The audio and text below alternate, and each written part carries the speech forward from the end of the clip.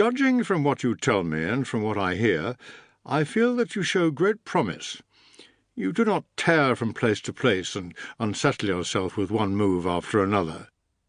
Restlessness of that sort is symptomatic of a sick mind. Nothing, to my way of thinking, is a better proof of a well-ordered mind than a man's ability to stop just where he is and pass some time in his own company. Be careful, however, that there is no element of discursiveness and desultoriness about this reading you refer to, this reading of many different authors and books of every description. You should be extending your stay among writers whose genius is unquestionable, deriving constant nourishment from them, if you wish to gain anything from your reading that will find a lasting place in your mind. To be everywhere is to be nowhere. People who spend their whole life travelling abroad end up having plenty of places where they can find hospitality, but no real friendships.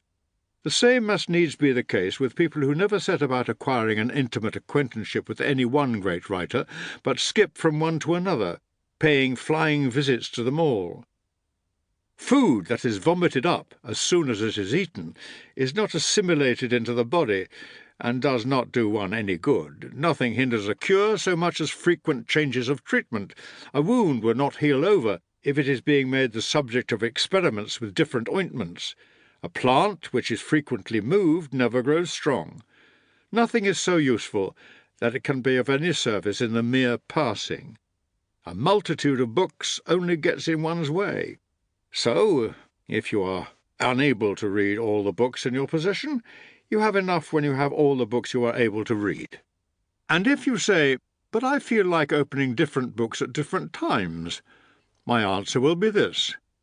Tasting one dish after another is the sign of a fussy stomach, and where the foods are dissimilar and diverse in range, they lead to contamination of the system, not nutrition.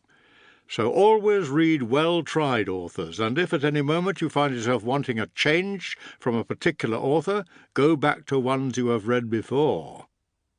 Each day, too, acquire something which will help you to face poverty or death, and other ills as well.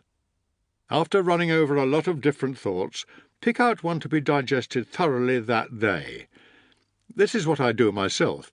Out of the many bits I have been reading, I lay hold of one. My thought for today is something which I found in Epicurus. Yes, I actually make a practice of going over to the enemy's camp, by way of reconnaissance, not as a deserter. A cheerful poverty, he says, is an honourable state. But if it is cheerful, it is not poverty at all. It is not the man who has too little who is poor, but the one who hankers after more. What difference does it make how much there is laid away in a man's safe or in his barns, how many head of stock he grazes, or how much capital he puts out at interest, if he is always after what is another's, and only counts what he has yet to get, never what he has already? You ask what is the proper limit to a person's wealth? First, having what is essential, and second, having what is enough.